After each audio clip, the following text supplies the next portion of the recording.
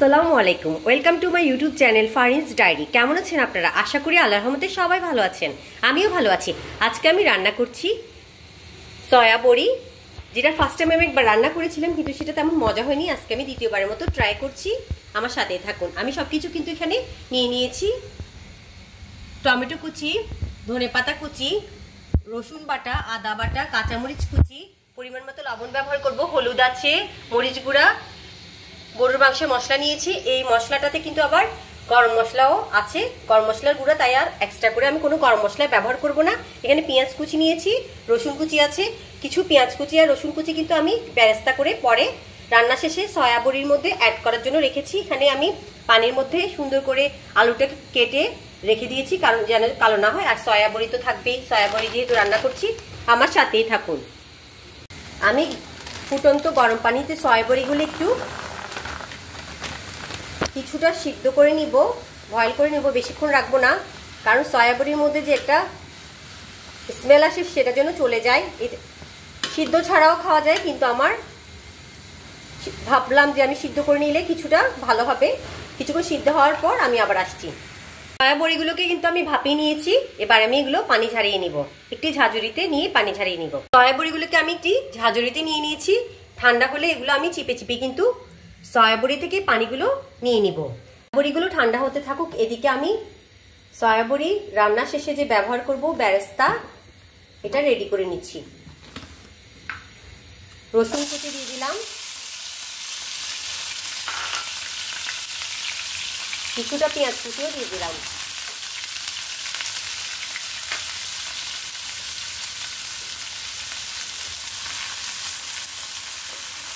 যেটা আমি রান্না শেষে ব্যবহার করব। এটা ব্রাউন কালার হওয়া পর্যন্ত অপেক্ষা করব। আমার বেরেস্তা কিন্তু হয়ে গিয়েছে, আমি নামিয়ে নিব। এবার আমি আলুগুলো ভেজে নিব।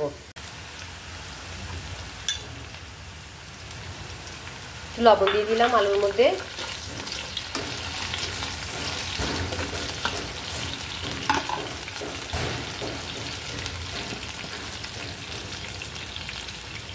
সামান্য হলুদ দিয়ে দিলাম।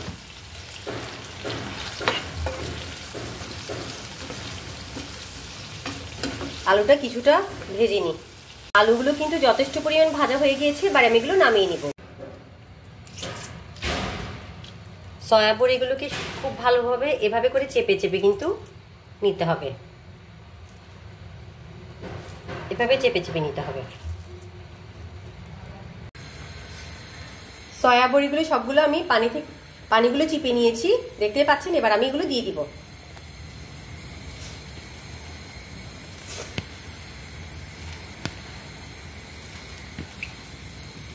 এগুলো ভালো করে ভেজে নিব।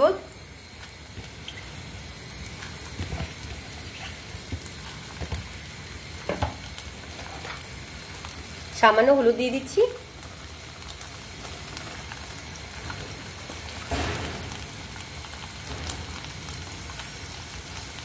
সামান্য লবণ।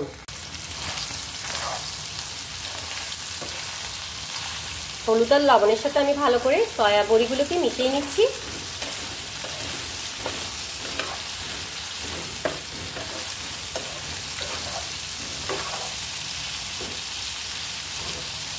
এগুলো ভালো করে হওয়া পর্যন্ত আমি অপেক্ষা করব। হলুদ আর লবণ দিয়েছিলাম আমি সয়া বড়ি ভাজার সময়। এখন একটু মশলা দিয়ে দিচ্ছি, সামান্য কিছুটা মাংসের মশলা অ্যাড করে দিলাম, যেন ভিতরে মশলাটা যে আলাদা একটা মজা নিয়ে আসে। সয়া বড়িগুলোতে রান্নার সময় তো অ্যাড করবই।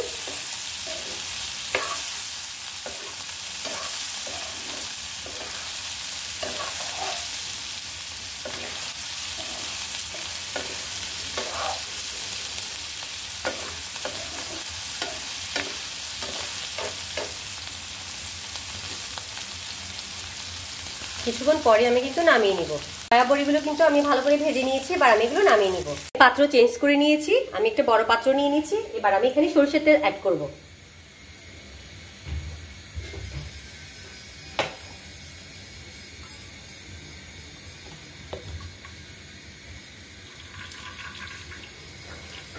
রান্নাটা একটু তেল বেশি দিলে মজা লাগে। তেলটা গরম হয়ে নাও। তেলটা গরম হয়ে গিয়েছে, এবার আমি পেঁয়াজ কুচি দিয়ে দিচ্ছি।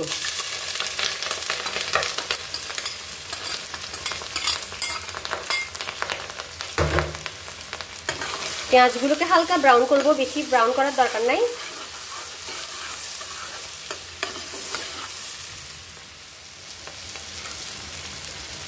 রসুন বাটা, পুরোটা মাংস যেভাবে রান্না করা হয় ঠিক সেভাবে রান্না করব। আদা বাটা,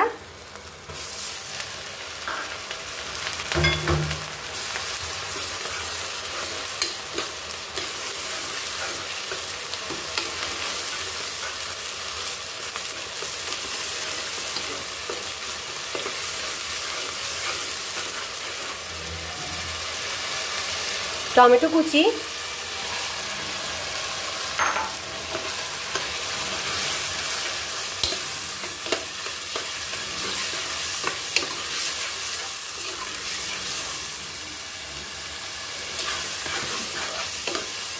লবণ যেহেতু আমি আলু আর সয়াবিন ভাজার সময় দিয়েছি তাই এখনো অ্যাড করব না, লাস্টে লাগলে অ্যাড করব। লবণ বেশি হলে কিন্তু খাওয়া যাবে না, তাই প্রথমে আমি অ্যাড করব না। এগুলো ভালো করে তেল উঠে আসা পর্যন্ত অপেক্ষা করব, ঢাকা দিয়ে রান্না করব। ভালো করে কষে নাও এটা।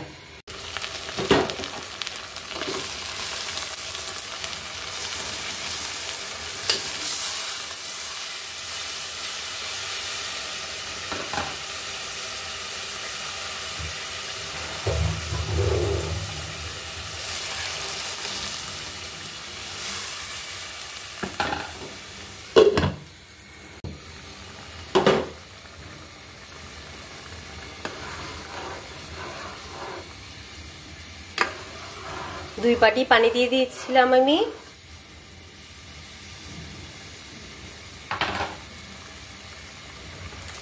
এবার আমি এখান থেকে মশলা দিয়ে দিচ্ছি, পরিমাণ মতো অ্যাড করছি। আর এখানে এই প্যাকেটে আরেকটা গরম মশলার গুঁড়ো আছে, এটাও দিচ্ছি অল্প করে। এই জন্যই আমি গোটা মশলা গরম মশলা ব্যবহার করিনি, সামান্য দিব।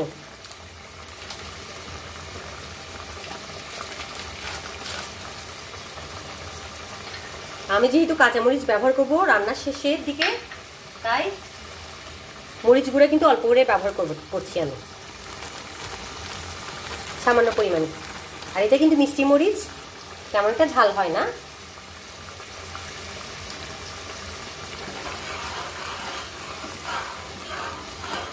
হলুদ আমি এখানে ব্যবহার করিনি এখনো, কারণ আমি ভাজার মধ্যে কিন্তু হলুদ গুঁড়ো আছে। লবণটা আমি পরে ব্যবহার করব।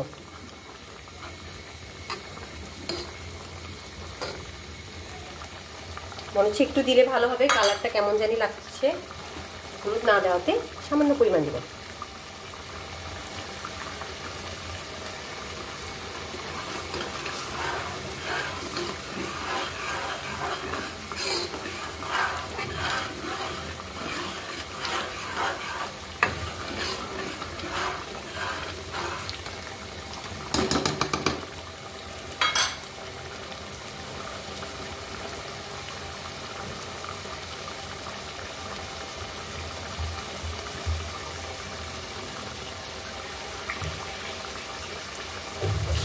আমি আরো এক বাটি পানি দিয়ে দিলাম।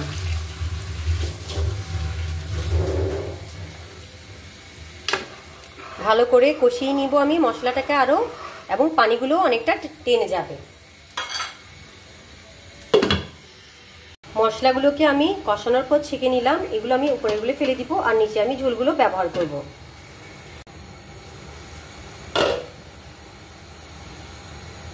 ছেঁকে নেওয়া ঝোলগুলো পাত্রে আবার দিয়ে দিলাম। এবার আমি সয়া বড়িগুলো দিয়ে দিচ্ছি।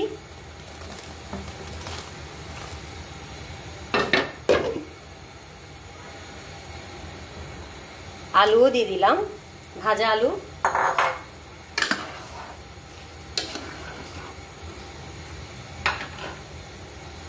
কাঁচামরিচ কুচি, যেটা শেষে দেওয়ার কথা ছিল।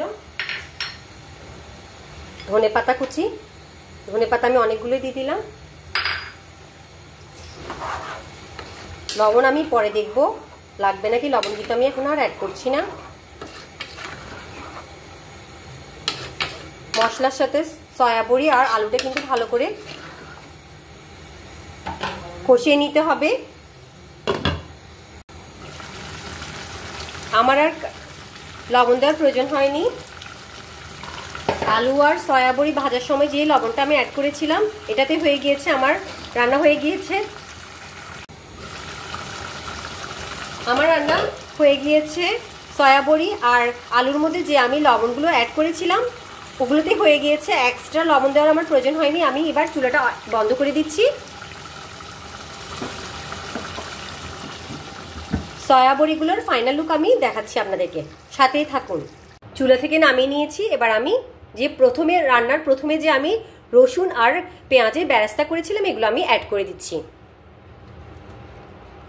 বেরেস্তা অ্যাড করে দিলে কিন্তু অন্যরকম একটা মজা হয়, স্বাদটা কিন্তু অন্য লেভেলে চলে যায়।